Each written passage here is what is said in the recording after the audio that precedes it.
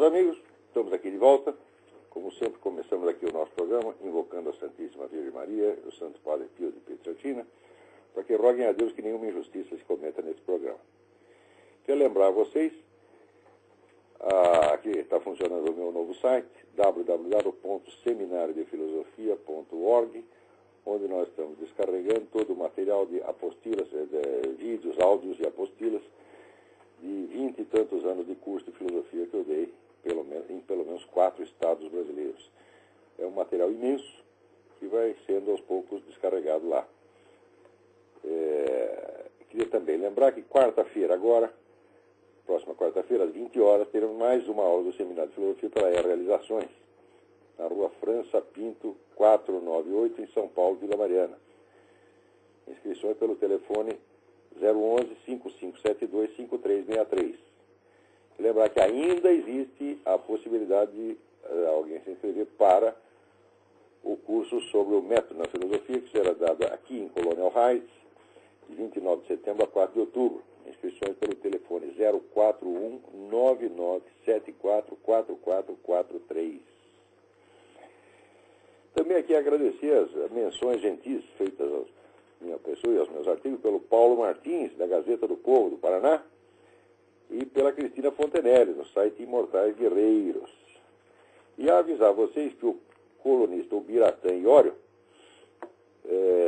estará fazendo uma conferência sobre ameaças à liberdade no Brasil, na quinta-feira, dia 28 de agosto, no Clube Militar do Rio de Janeiro, esquina da Avenida Rio Branco com a Rua Santa Luzia, às 15 horas. Então vale sempre a pena ouvir o que o Bira tem a dizer. Também aqui vimos um aviso do Farol da Democracia, nos seguintes termos: esclarecemos que o Farol da Democracia Representativa não está entre os organizadores, nem patrocina ou apoia o, aspas, encontro contra a corrupção e a impunidade, fecha aspas, que será realizado no próximo dia 13 de setembro em várias cidades do país. Apesar de nossos reiterados pedidos, alguns sites, blogs e malas diretas continuam incluindo o Farol da Democracia entre os organizadores.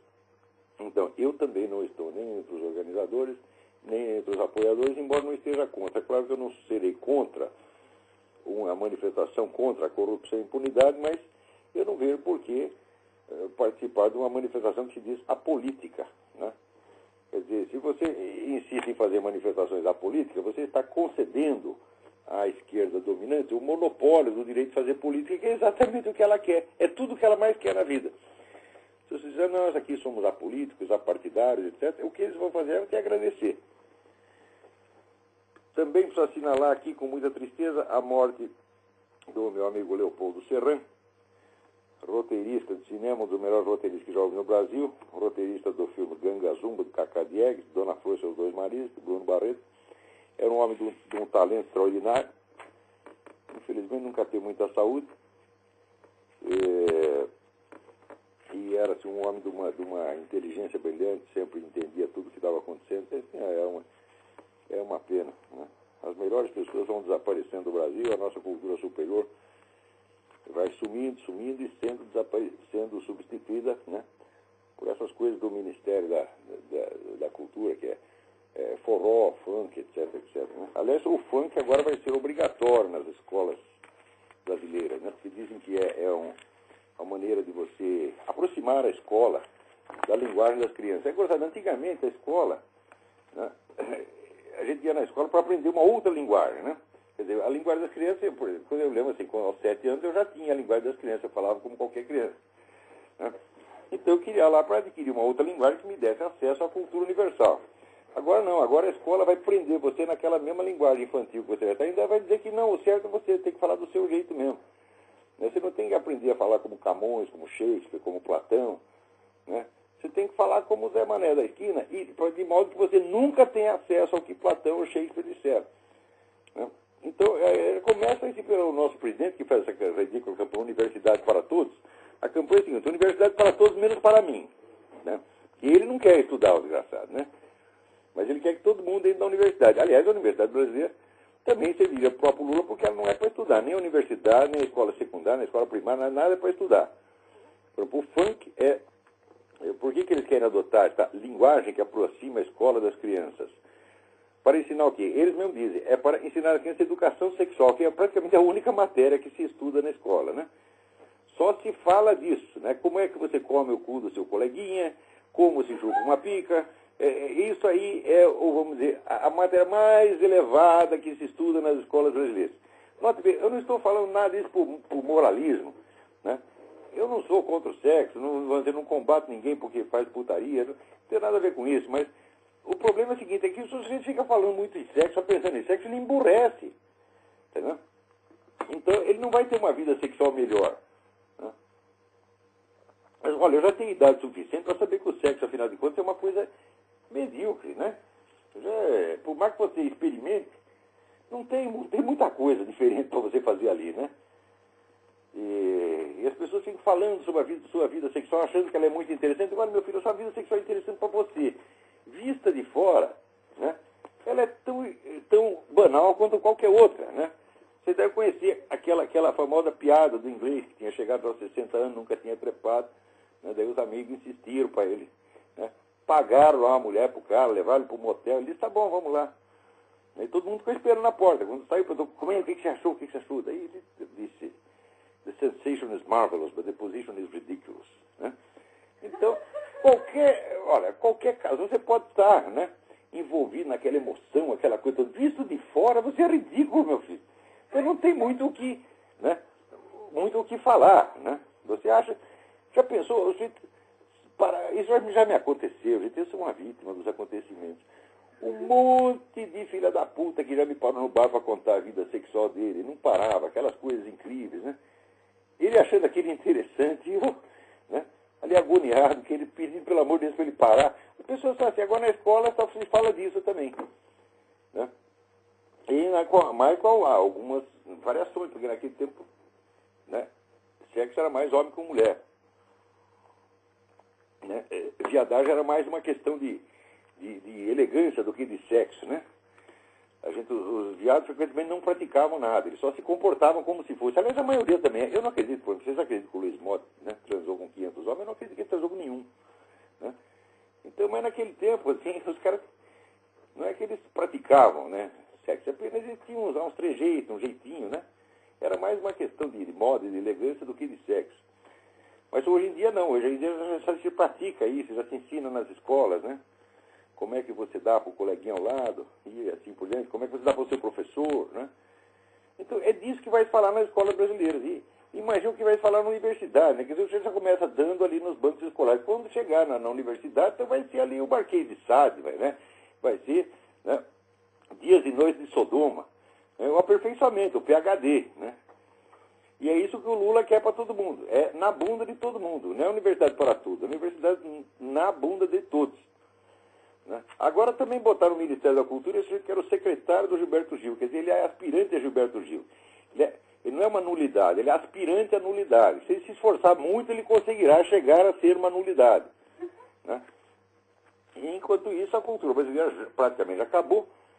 Você vê os escritores brasileiros, né? Que escritor brasileiro que sabe escrever hoje? O Antônio Fernando Borges, né? Só, eu acho que é só. Porque, tem o João Bal também escreve, né? Argentou com isso, mas cada um deles está com 143 anos, né? Então já são de uma outra época, tá certo? Agora, né? E também o Yuri Vieira também escreve, mas o Yuri Vieira não publica nada, é um escritor desconhecido, né? E pronto, acabou, isso é a cultura brasileira. Morreu o Alberto Cunha Mello, morreu o Bruno Tolentino, né? Sobrou lá o Ângelo Monteiro, que está lá escondido no Nordeste, ninguém no Sul Maravilha conhece ele, pronto, então acabou. Então, cultura brasileira, meus filhos, o que sobrar vai ser eu e os meus alunos que vão fazer. Daqui 30 ou 40 anos, o que sobrar vai ser obra nossa. O resto não existe. Por exemplo, vocês conhecem alguém, né, que leia os livros do Leandro Conder ou do Zé Américo Mota Peçanha hoje em dia? Não. Tudo isso acaba. Tá certo? Então, de tudo que esses idiotas estão falando hoje, ninguém vai lembrar de nada disso. Agora, tenho certeza que o trabalho que nós estamos fazendo vai ficar. Tá certo? Então, não é por nada não, mas nós somos a cultura brasileira. Falando nisso, alguém me comunica aqui que o nosso presidente, né, o homem da Universidade para Todos, chamou os estudantes de babacas. Babaca, eu tenho aqui, ó, dicionário melhoramento, está aqui, ó. Babaca, substantivo feminino, órgãos sexuais da mulher. Não é isso? Então, o cara tá chamando os outros de bucetas, porra. O presidente da República. E reclamam que eu falo palavrão, que eu xingo o cara, porra. Ô, senhor presidente, o senhor não é um babaca, porque por babaca pelo menos nasce seres humanos. O senhor é um cu. Porque da sua boca só sai merda. Como é que querem que eu trate com respeito um sujeito desse? Quer dizer, olha, eu jamais serei presidente da República, não serei nem presidente de clube de futebol, nem clube de futebol de botão.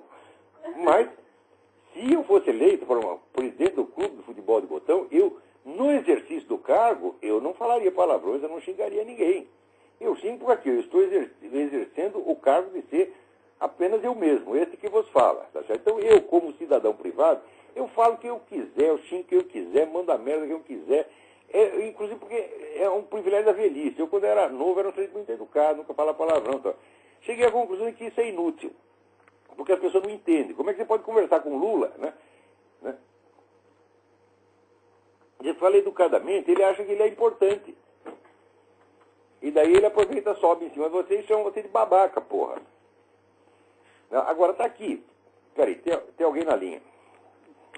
Alô? Alô? Alô? Alô, não estou ouvindo nada. Cancela porque essa ligação não deu certo. Aqui, falando nisto, né, alguém aqui me manda um e-mail lembrando. Né? Alô? Tá na linha não, estou ouvindo nada.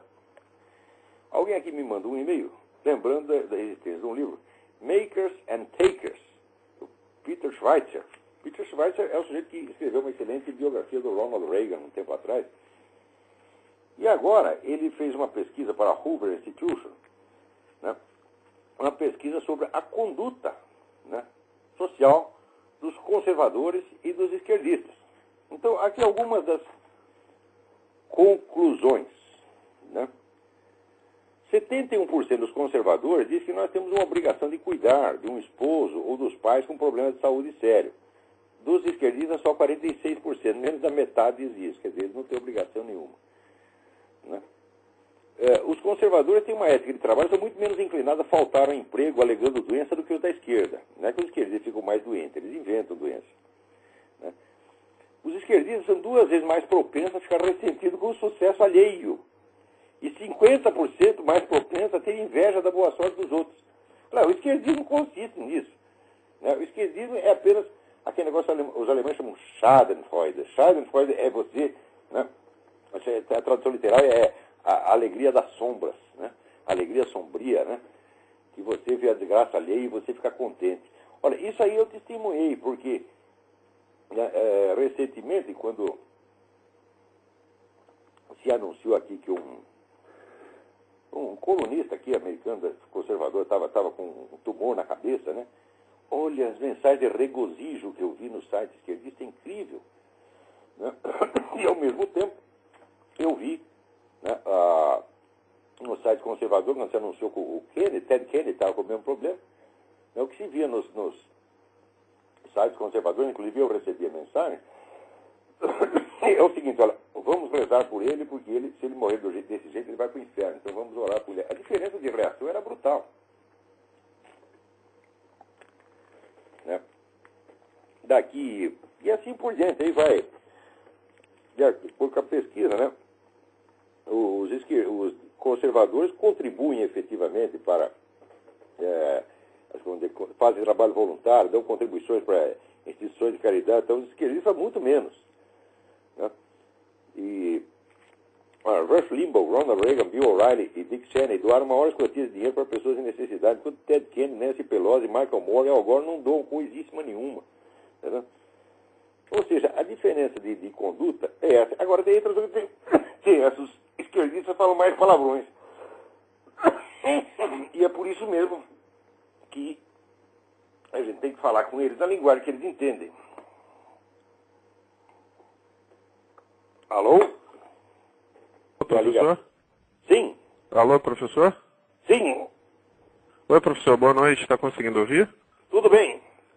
Oi, professor, tudo bem? É Carlos Vila das Pedras. Eu queria fazer duas perguntas para o senhor. Por favor. A primeira é a seguinte, eu tenho uma grande dúvida. É possível a implantação da nova ordem mundial, sob o ponto de vista de tantas mentiras que eles têm que sustentar? E a segunda é uma brincadeira, na verdade. Por que, agora passada a Olimpíada, por que Cuba nunca consegue uma medalha na natação e na vela? Olha, quanto à primeira pergunta, a mentira é uma das forças mais poderosas que regem o mundo. Isso aí não precisa nem dizer.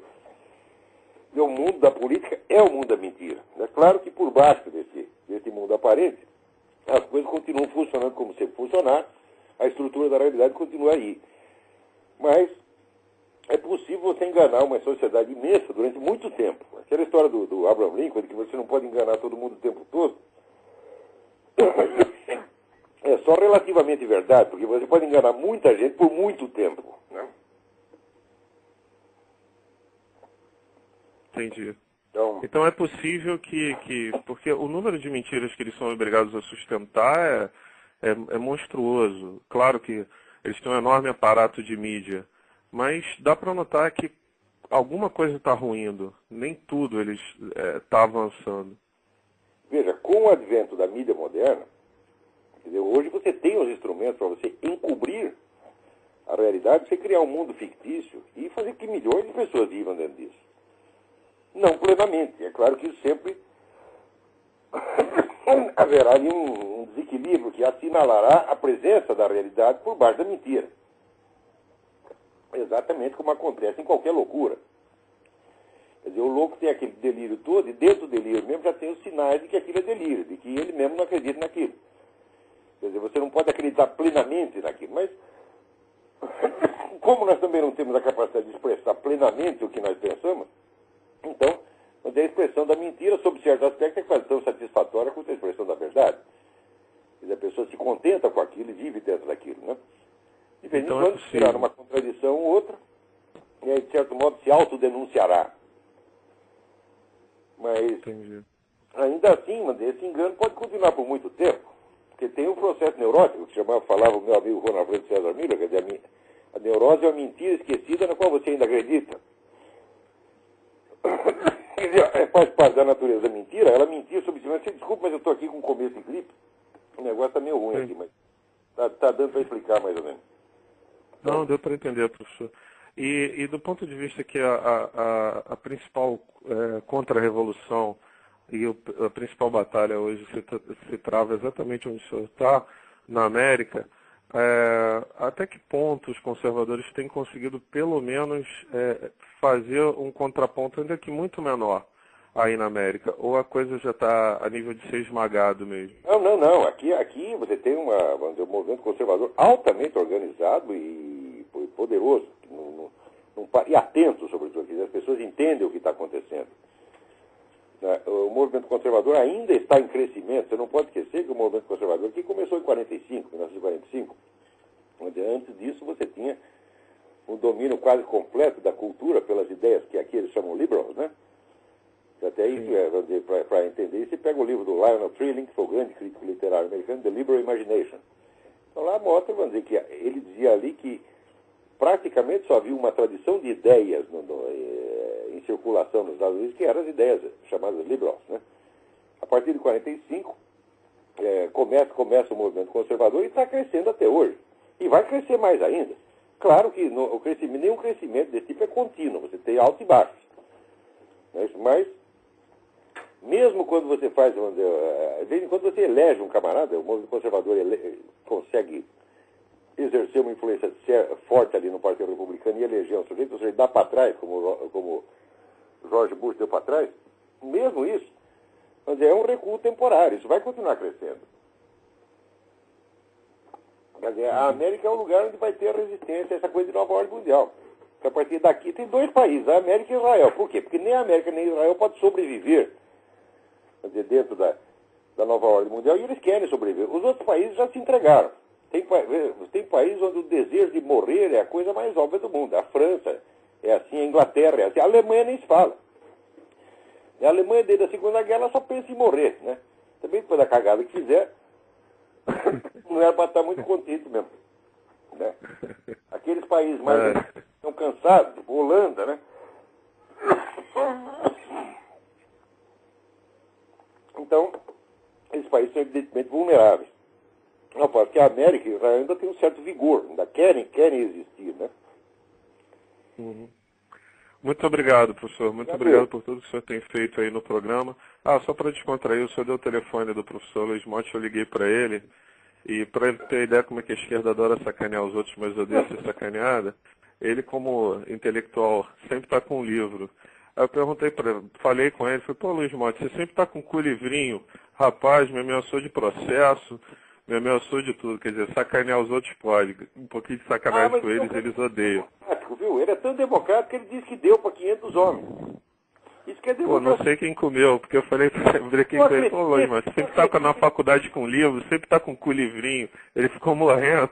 Quer dizer, você imagina, se um sujeito heterossexual diz que comeu 500 mulheres, você não deixa ele entrar na sua casa, deixa. Porque vai comer essa mulher também. Então, ninguém pode dizer uma coisa dessa e manter uma posição de cidadão respeitável. Agora, se é gay, não. Pode ser. É um pesadelo, ele é um pesadelo. Aliás, tem a cara do governo Lula, é uma espécie de anticristinho mesmo, não tem jeito, é um mini anticristo. É mesmo. Muito obrigado, professor, que Deus abençoe o senhor aí por tudo, obrigado. Bom. Muito bem, agora aqui, um ex-aluno meu, Marcelo Mota, me comunica que vai ser candidato a vereador em São Paulo pelo DEM. Olha, desejo e boa sorte, acredito que você pelo menos vai tentar ser um pouco mais honesto do que os que estão aí. Marcelo Mota, candidato a vereador pelo DEM. Também tem outro aqui que me conta a mesma coisa. Tem o Jean Tamazato, que é um rapaz do movimento Jean Tamazato. Tem lá um site, tamazato.com.br, Tamazato com Z. Também candidato. Então, boa sorte para vocês, vão em frente. Agora, se for esse negócio de substituir, vamos dizer, político, né? Botar uns melhorzinhos lá no lugar, isso vai levar muito tempo, né?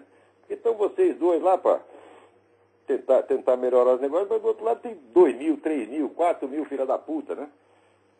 Agora tá aí o secretário nacional do PT também, que já meteu a mão no dinheiro, né? Esse negócio não acaba mais.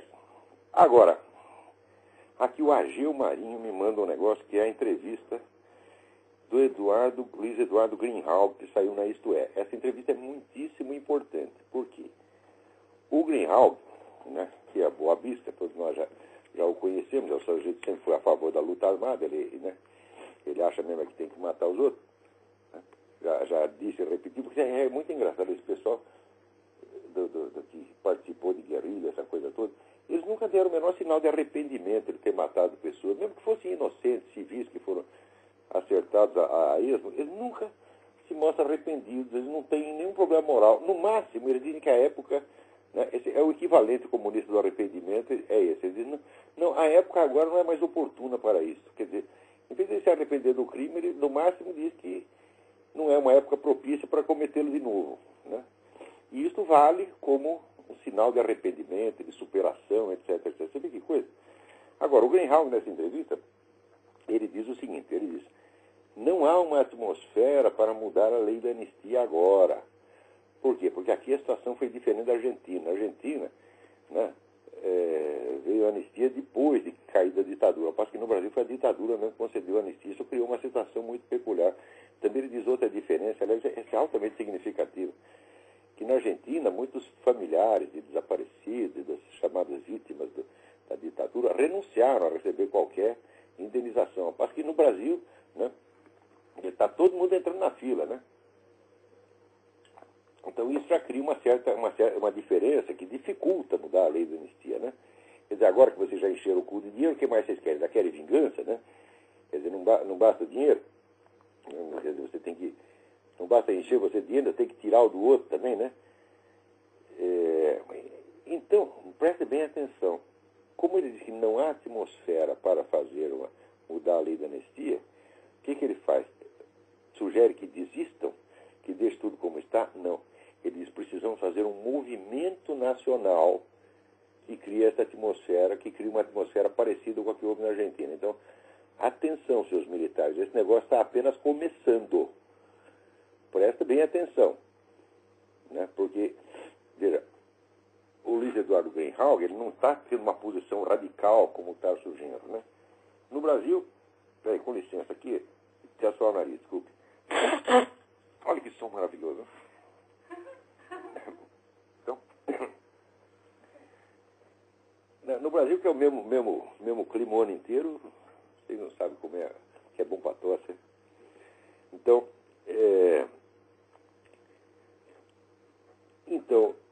como o Greenhalgh não está entre os radicais, entre aspas, né? No Brasil tudo se classifica entre radical e moderado, como se isso fosse a diferença essencial. O pessoal é capaz de dizer, não, a questão já está resolvida, porque o Greenhalgh quer amansar, ele não quer mudar a lei da anistia, tal, e vai criar ilusões. Quando, na verdade, ele está dizendo o seguinte, não pode forçar para mudar a lei da anistia agora, porque se entrar num confronto com os militares, vão perder. Então o que tem que fazer? Tem que fazer um movimento nacional, tem que jogar a nação inteira contra os militares, e daí sim mudar a lei da anistia. É muito pior do que o Tarso Genro. É o Tarso Genro multiplicado por 1000. Então, atenção, né? Preste atenção ao que esse sujeito está fazendo. Né? A entrevista foi dada à revista Isto É, onde sai também uma matéria com o nome de encrenqueiro e indisciplinado, descendo o cacete no comandante militar do leste, né? Porque ele não respeita a hierarquia militar, ele fala de assuntos que ele não poderia falar, etc, etc. É gozado esse pessoal da esquerda, né? Olha, para eles, o sujeito militar bem comportado e respeitador da hierarquia militar foi o capitão Carlos Lamarca, que roubou um monte de arma do exército e saiu matando soldado brasileiro. Né? Esse eles homenageiam. Agora o outro porque reclamou, né, de uma coisa, de coisas ilegais que estão querendo fazer, que estão querendo fazer contra o Brasil. Esse é um indisciplinado encrenqueiro. Ora, isto é, porra, o que é isto, porra? Vocês vão dar lição de disciplina militar agora, pô? Até parece que vocês adoram disciplina militar. Quanta hipocrisia, meu Deus do céu. Olha aqui, voltando ao negócio do funk aqui, olha que beleza, né? Secretaria Estadual de Educação. Através de composições de funk, os alunos vão poder expressar seus conhecimentos. Conhecimentos do quê? De educação sexual. Né? Não é incrível? Agora alguém me mandou... aqui. No último programa, eu estava comentando aqui que hoje em dia a revista Veja está reclamando dessa doutrinação comunista nas escolas, etc, etc. Mas que eu mesmo tinha trabalhado em revistas da Fundação Vitor Chivita, que já faziam essa mesma doutrinação 20 anos atrás. Então, portanto, esse seu Chivita é tão culpado do que está acontecendo quanto o atual ministro da Educação ou os últimos ministros dos últimos 20 anos. Né? Agora, olha aqui, o Matheus Azevedo me manda a seguinte carta. Na última edição da revista Nova Escola, né, as intenções com beirando a perversão, como a capa já sugere. Além de tudo, usa-se uma pompa científica para lidar com chamadas do tipo, aspas, professora, por que a minha xereca pisca quando eu vejo um homem e uma mulher se beijando na televisão? Xereca piscar? Porra! Eu nunca vi xereca piscar. Eu tenho 60 anos. Olha, eu hoje sou um sujeito pouco comportado, mas eu já tive uma vasta carreira na putaria. Jamais vi uma xereca piscar. Agora tem uma menina de 8 anos com esse problema transcendental, metafísico, né? Problema filosófico da mais alta transcendência. Professor, por que a minha xereca pisca? Isso aí tá lá na revista da Fundação Vitor Chivita, porra! Mas se a xereca dela fala, a piroca do menino deve do mínimo falar. Né? Ô, senhor, por que minha piroca não para de falar? Né?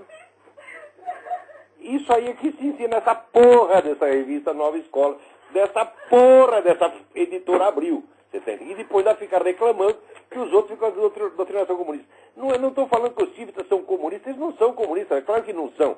São uns idiotas que confiam em intelectual de esquerda, acha bonito intelectual de esquerda, né, e entrega essa revista na mão dos caras. O que eles vão fazer? Vão fazer essa merda. Porque minha xereca pisca. Ora, porra! Né?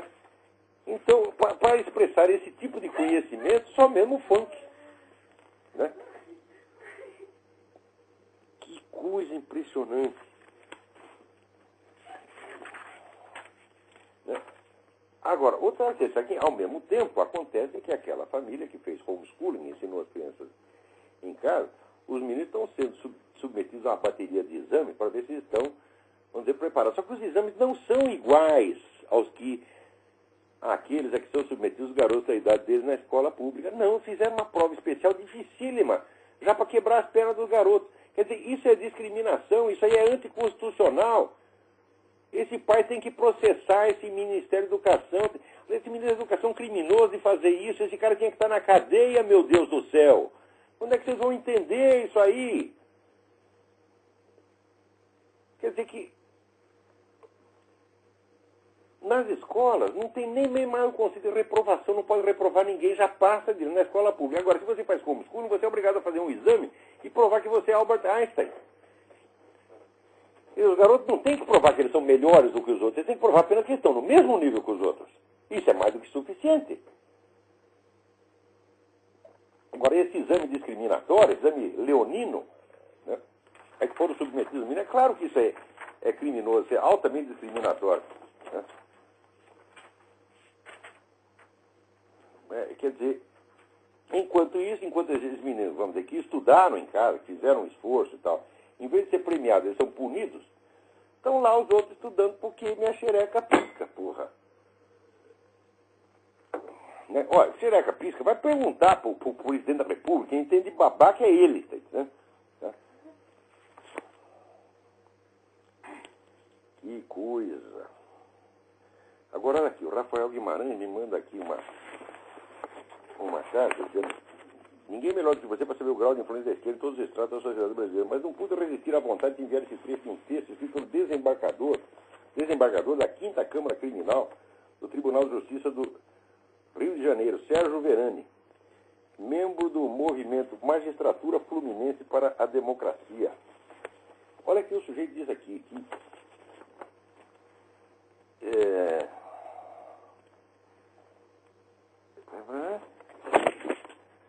está falando que a lei dos crimes hediondos é ela própria hedionda, porque só o pensamento vinculado a uma cristalizada ideologia da repressão, né? Quer dizer, a própria pena privativa da liberdade, nenhum efeito tem produzido. Presta atenção, a própria pena privativa da liberdade, nenhum efeito tem produzido ao longo da sua história para a redução e prevenção da criminalidade. Quer dizer, ele acha que você prender o bandido não diminui a criminalidade. Ué, como é possível? Se o sujeito está preso, ele não está delinquindo na rua, por definição. Quer dizer, cada camarada que está preso, né, está deixando de delinquir, pô, a não ser que o próprio governo, né, ele faculte o contato com a sua quadrilha do lado de fora. Mas isso dificilmente acontece, isso é extremamente difícil de acontecer. Né? Então, quer dizer, a prisão, segundo esse seu Sérgio Verati, né, a prisão nada mais é que um instrumento de poder, servindo à radical exclusão social produzida pelo capital. Quer dizer que todos aqueles assassinos, estupradores, assaltantes que estão na cadeia foram presos lá apenas por um mecanismo repressivo do capital, e isso não diminui em nada a criminalidade. Né? Daí vem ele, o capitalismo tem que conseguir, nesse início do século XXI, consolidar a barbárie, que nunca se destruiu tanta vida humana e a natureza. Mas peraí, como é que você diz um negócio desse? Quer dizer, que moleque irresponsável. Tem que chamar aqui, ô filho de uma puta, mentiroso, vigarista, você vai provar isso aqui. Você vai provar que foi o capitalismo que matou 100 milhões de pessoas, de civis? Você vai provar que é o capitalismo, que é nos países capitalistas que você tem poluição que destrói tudo, e não na Rússia e na China. Como é que fala uma coisa dessa? Como é que pode mentir dessa maneira? Né? Isso não é uma questão de divergência. Eu não tenho nenhuma divergência política com você. A minha divergência com você, ô Sérgio Verati, é moral, porque você é um vigarista, eu sou um homem honesto. Você é um mentiroso. Quer dizer que a prisão não diminui a criminalidade? Como? Como é uma coisa... Veja o que acontece em São Paulo. O Brasil vinha tendo 50 mil homicídios por ano. Em São Paulo, né, intensificaram a ação da polícia, prenderam mais gente, diminuiu a criminalidade. A criminalidade no Brasil só diminuiu em São Paulo. Como é que é isso? Quer dizer, olha, você prende o sujeito não é por vingança, nem para reeducá-lo, você prende para tirá-lo de circulação. Porque durante o tempo que ele estiver preso lá, ele não vai cometer novos crimes, é uma coisa tão simples. Né? Então, quer fazer uma experiência, seu Sérgio Verati? Abre a cadeia, né? Põe todo mundo para fora e vamos ver se a criminalidade não aumenta. Isso é coisa mais óbvia. Essas teorias. Olha, aqui tem o Norman Mailer, né? Ele fez uma campanha para libertar um assassino, né? Assassino, estuprador, etc, etc. Um cara monstruoso, né? Como é chique, banditismo é chique, então o Norman Mailer fez lá a campanha e no dia que o sujeito foi solto, graças à pressão do movimento criado pelo Norman Mailer, o Mailer ofereceu um jantar para ele em casa, uma festa, homenagem ao cara. O cara foi lá na festa, bebeu, passou a mão na bunda das mulheres, saiu daí, assassinou outro sujeito na rua, no mesmo dia. Ele disse, como é que a prisão não tem produzido efeito para a redução ou prevenção da criminalidade? Um juiz que diz isso, tu não serve para juiz, meu. Tu tem que ir para casa. E quer discutir isso comigo? Eu falo que você é um vigarista que está mentindo. Porque é impossível que o sujeito tenha estudado e diga uma coisa dessa. E dizer que o capitalismo tem coisa de consolidar a barbárie. Quer dizer, você acha que o capitalismo tem uma coisa pior do que o Gulag, pior do que o Laogai, pior do que aquela matança no Camboja? Como é que você vai provar uma coisa dessa, ô desgraçado? Você chega, não tem que ter paciência com essa gente e nem tratar respeitosamente. Você tem o direito de apoiar o partido que você quiser, a ideia que você quiser, mas mentir dessa maneira, não. E ainda se prevalecendo da sua posição de juiz, ora, o que é isso, senhor? E aí vai. Deixa eu ver o que mais temos aqui.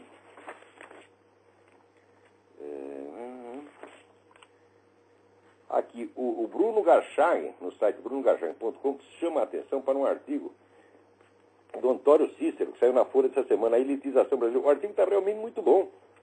Né? Esse cara reclama dessa mania de botar tudo a culpa na elite, sem nem esclarecer que é elite, né? Então, aqui, ó, o apresentador do programa de televisão, Luciano Huck, ao ter seu relógio roubado, escreveu um artigo na Folha queixando da insegurança das cidades brasileiras. Uma enxurrada de cartas à redação atacou, alegando que, pertencendo à elite, ele não tinha qualquer direito de se queixar. Quer dizer, como você pertence à elite, você não tem direito de ter um relógio. Né? Tem que tirar de você o relógio. E daí uma das cartas é do cantor Zé Cabaleiro. No dia seguinte, uma leitora escreveu, lamentável o comentário dele sobre o texto do Luciano Huck, como o Zé Cabaleiro não fizeram parte da elite. As pessoas não sabem que elas são da elite, elas não sabem nem que o Lula é da elite, não sabem que o Lulinha é da elite, porra. Quer dizer, eles acham que eles são os pobres oprimidos e a elite sou eu. Né? Quantas vezes eu não recebo carta, não, você é representante da elite opressora, né, do capitalismo, etc. Mas cadê meu capital, caralho? Né? E aí vai, então um artigo do Antônio Cícero realmente merece ser lido. Agora aqui o Heitor de Paula avisa que ele mal começou a fazer um site e justamente na hora que estava ali botando matéria sobre o negócio das vacinas contra a rubéola, que tem uma alta suspeita de ter um elemento esterilizante ali, o site foi invadido. Sumiu o site, acabaram com o site. Daí o webmaster conseguiu recuperar através do backup de ontem. Isso aí já aconteceu no meu site várias vezes. Né? É normal, esses caras acham que eles são os donos do espaço da internet. Né? Agora, quanto a essa questão das vacinas, alguém aqui me adverte, e eu estou com a carta, porque tem tanto papel que fica difícil achar. Mas uma moça chamada Regina deixa eu ver se eu acho aqui.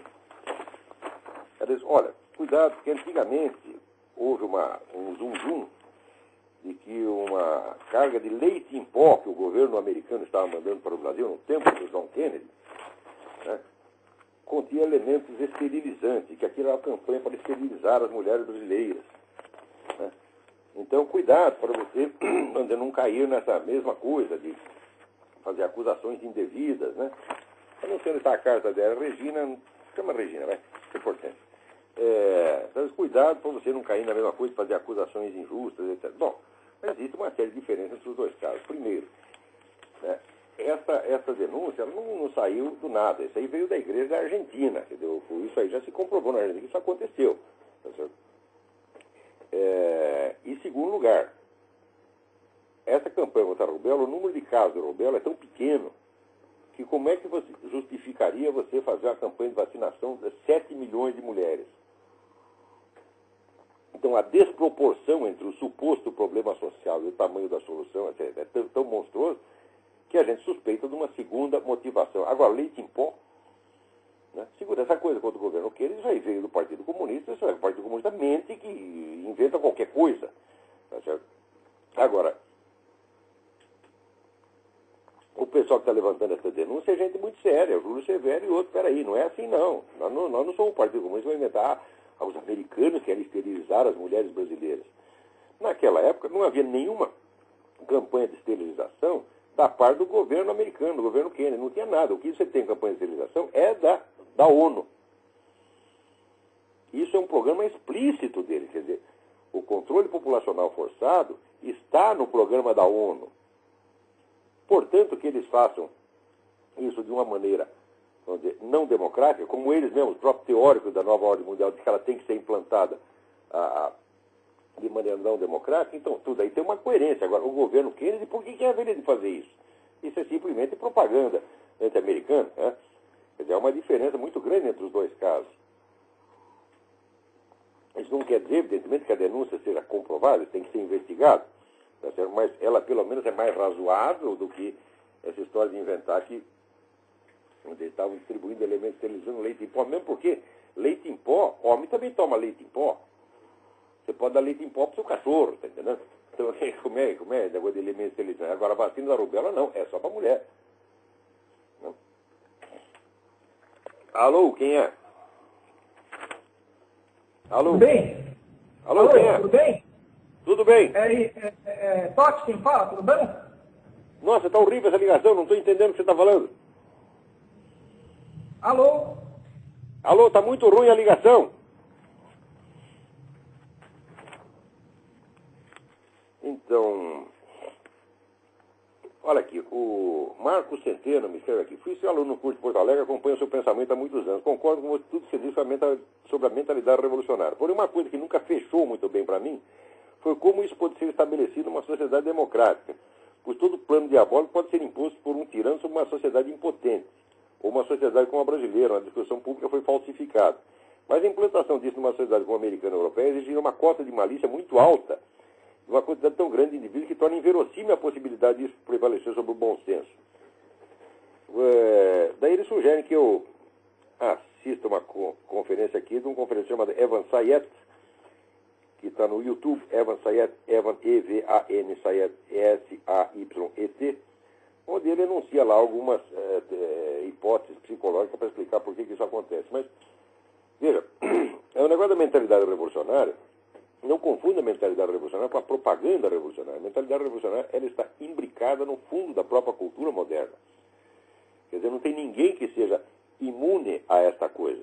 Essa coisa de você querer raciocinar, a base da mentalidade revolucionária é você tomar o futuro hipotético como premissa para um raciocínio presente. Isso aí é uma coisa que está tão disseminada na cultura moderna que você não precisa ser pessoalmente um revolucionário para você entrar nessa. Você cai sem nem perceber. Isso é uma coisa muito comum, né? Quer dizer, essa inversão da ordem do tempo, essa é a base da mentalidade revolucionária, e ela não se confunde com a propaganda específica de certas ideias revolucionárias. Tá certo? Então, você estranha que, não, isso aí jamais poderá prevalecer sobre o bom senso. Não, isso já prevalece sobre o bom senso. Em todas as sociedades ocidentais, há muito tempo. Quer dizer, veja, o próprio prestígio que tem a palavra revolucionário. Você inventa uma coisa, tive uma ideia revolucionária, um produto revolucionário, etc, etc. Por quê? Significa que essa ideia, vamos dizer, da promessa de futuro, né, ela já está tão disseminada na nossa cultura que é aceita como um valor óbvio.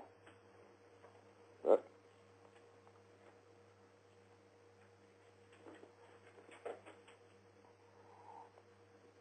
Então não há dificuldade nenhuma em fazer com que essa ideia se dissemine. E depois tem outra coisa, existe um negócio que se chama ocupação de espaços. Quer dizer, se você vai ocupando os espaços, todos os cargos importantes, universidades, instituições de cultura, etc, etc, aí você tem o quê? Você tem o poder na mão. Hegemonia é poder. E daí não é que você vai convencer as pessoas disso. Não há persuasão racional. Quer dizer, o bom senso pode prevalecer num confronto de persuasão racional, mas quando existe uma imposição, quer dizer, ou você diz as coisas do jeito que nós queremos, ou você não passa de ano, nós liquidamos com a sua carreira, né?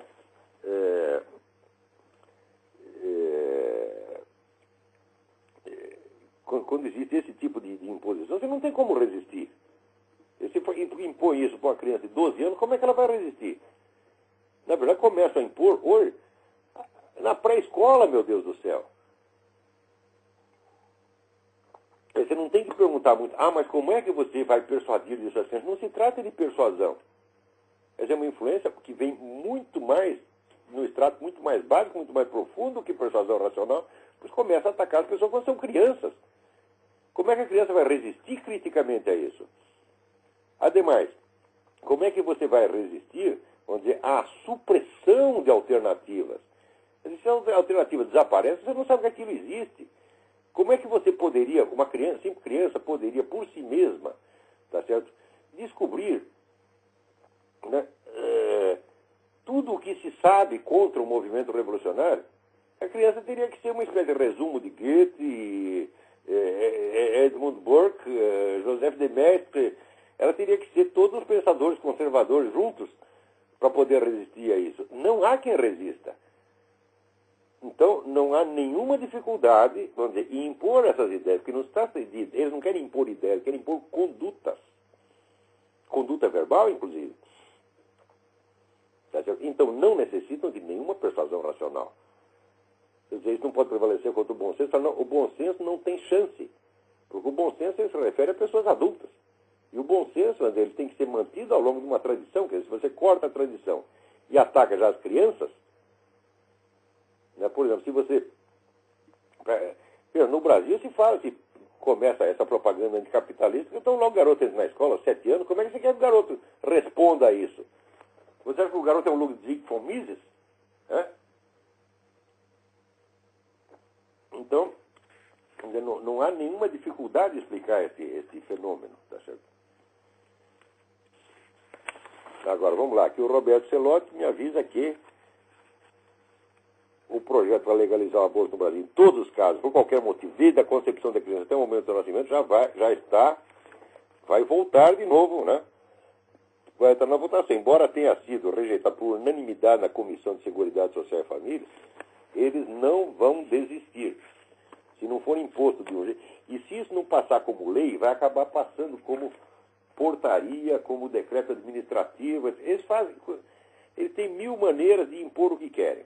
Mas hoje em dia, até mudar as leis é desnecessário. Quer dizer, você legisla hoje através de comissões técnicas, etc, etc. E passando à margem do legislativo, né? Mas se não conseguir no legislativo, vão fazer de outra maneira. Essas coisas elas só podem ser paradas, só podem ser paralisadas mediante um movimento maciço que faça fiscalização, um ataque permanente a essas coisas.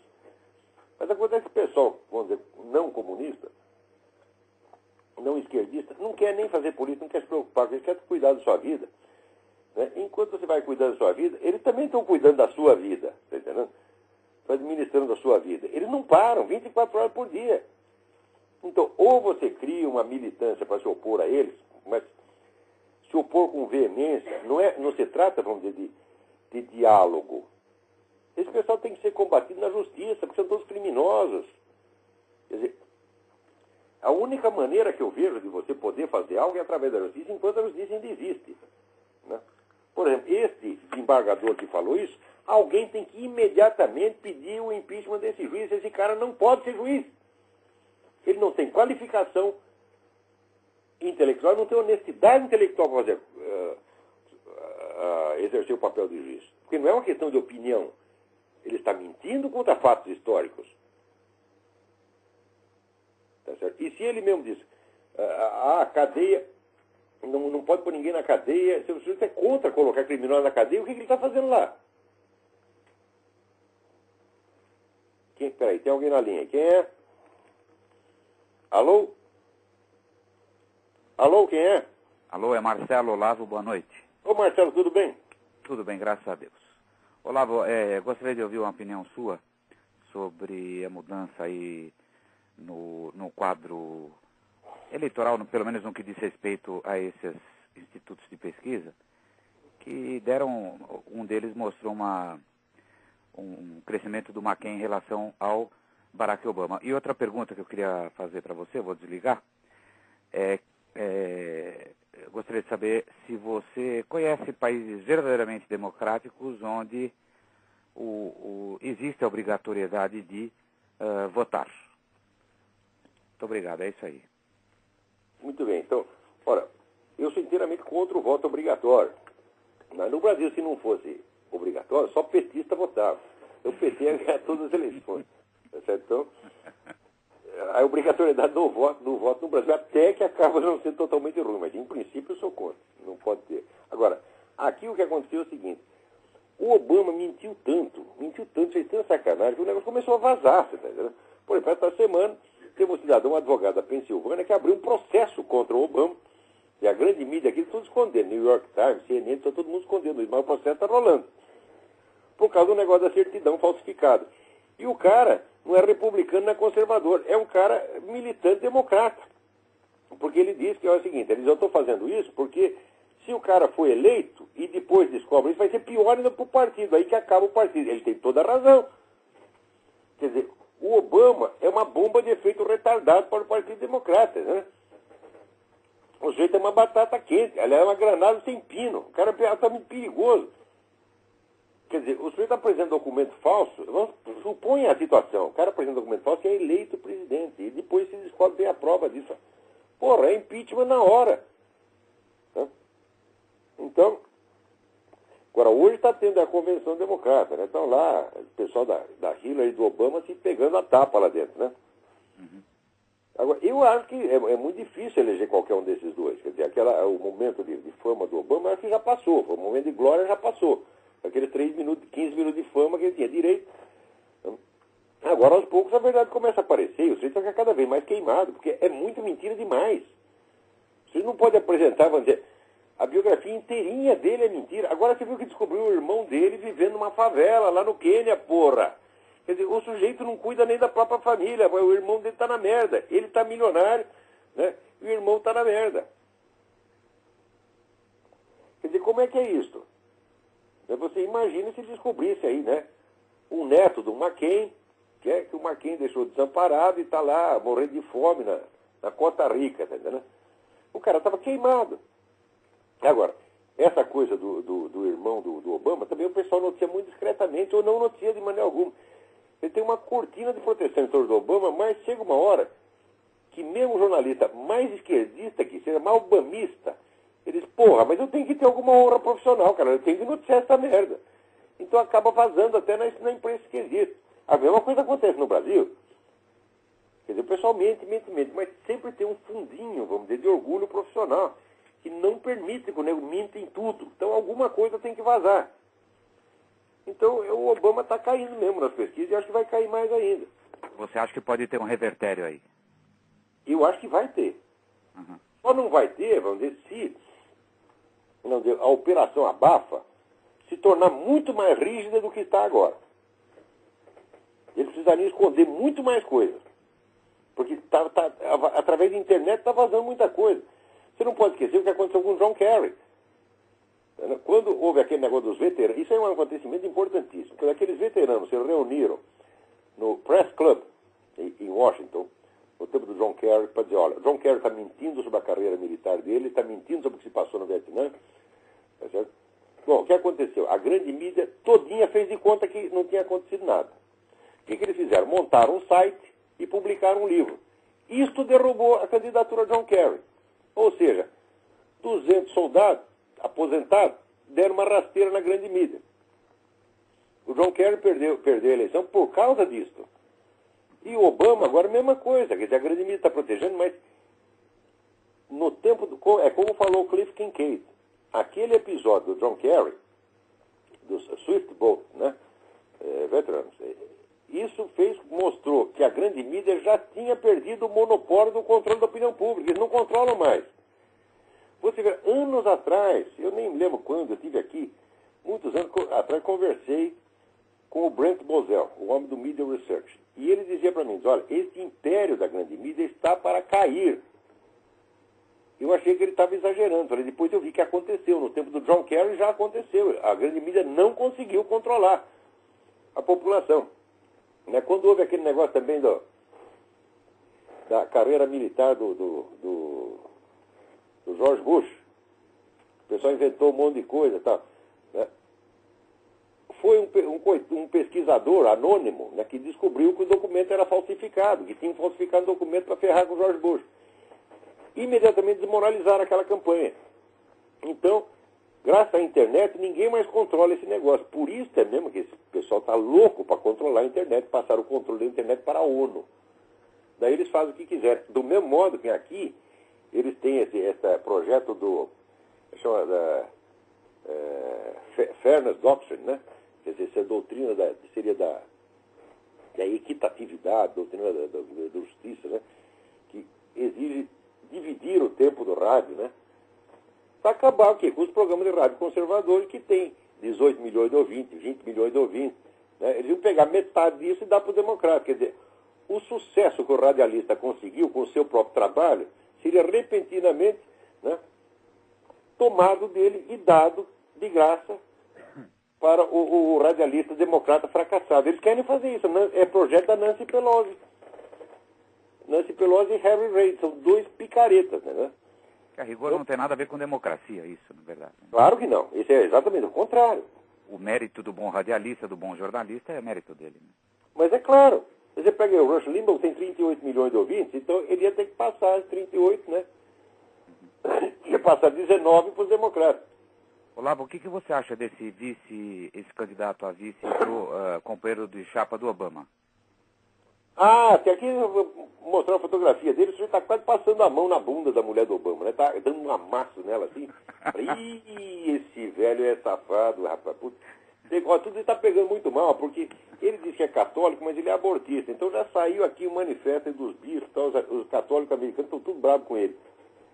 Quer dizer, isso é a grande notícia para o McCain, entendeu? Porque esse Joe Biden não é popular de maneira alguma e agora está mais impopular do que nunca.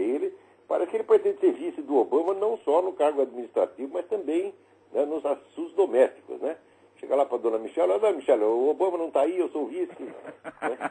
O negócio é grave, rapaz, é grave. Eu achei a foto absolutamente imoral. Né? E se eu sou vice do cara e vou dar uma massa na mulher dele daquele jeito, já desmoraliza, né? Agora, aqui parece que surgiu um zum-zum de que o McCain ia lançar como vice a Sarah Palin, que é governadora do Alasca. Mulher séria, honesta, conservadora. Ninguém nunca disse uma vírgula contra ela. Tá certo? É muito popular, muito respeitada.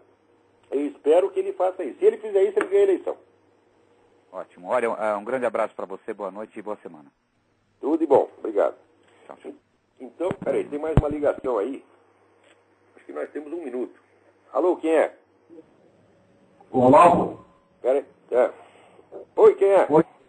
É o Haroldo aqui de São Paulo. Quem é? Haroldo. Haroldo, tudo bem? Espera aí que eu preciso suar o nariz novamente. Desculpe, hein? É o fundo musical. Diga.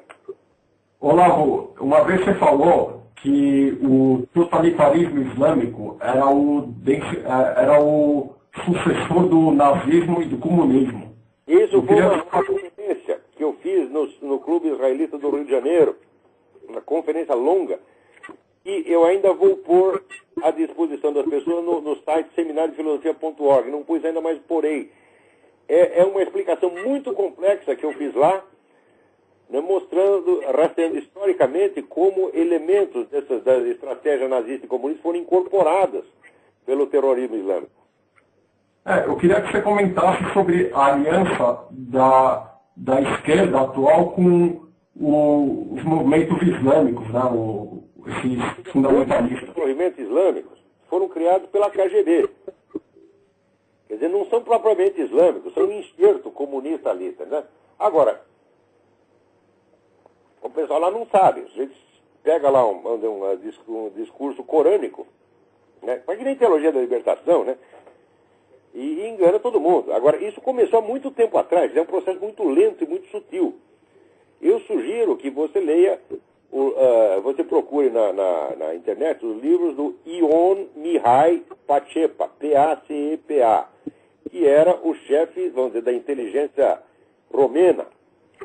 E que ele foi um dos camaradas encarregados, há muito tempo atrás, mas muitas décadas atrás, de montar esse esquema terrorista islâmico pela KGB. Entendeu? Então, é difícil você saber até onde vai a influência da KGB nisso aí. É muito profundo, coisa muito profunda. Entendeu? Por outro lado, os nazistas fizeram um belo trabalho ali de conseguir alianças no mundo árabe. Quando acabou o nazismo, todo esse sistema de alianças, os comunistas pegaram para eles.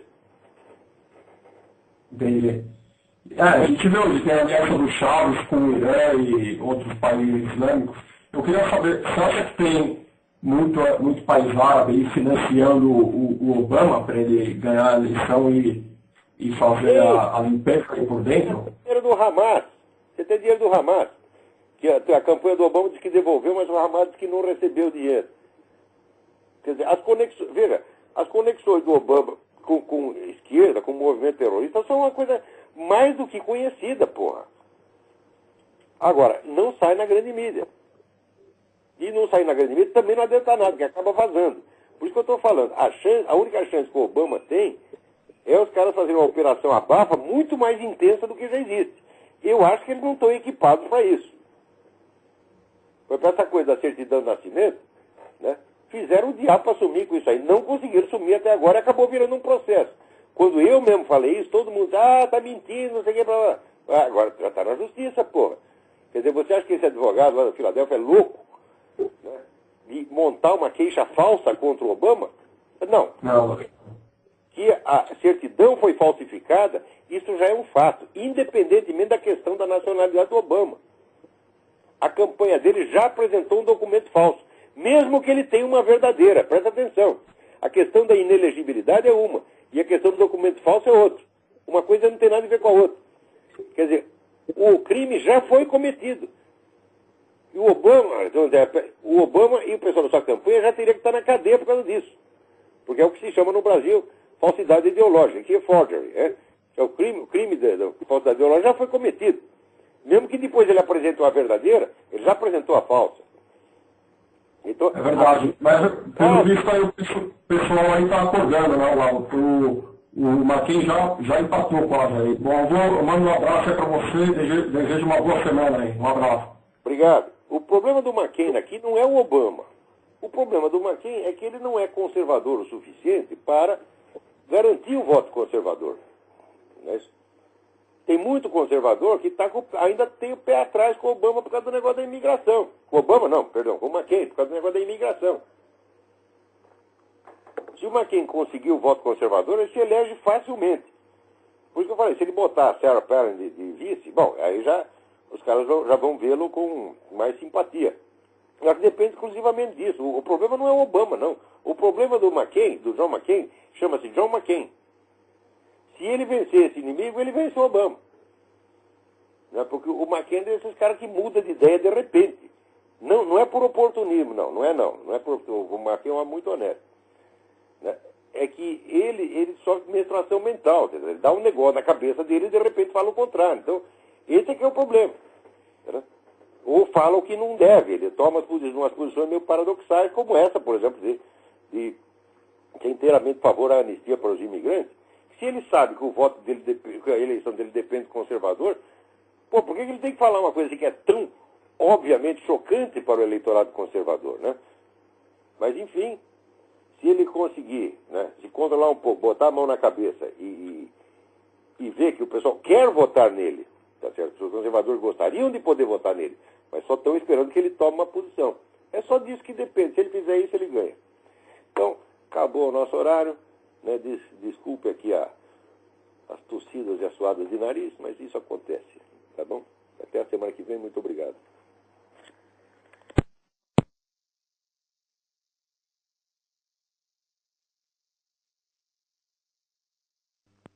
Please leave your message after the tone.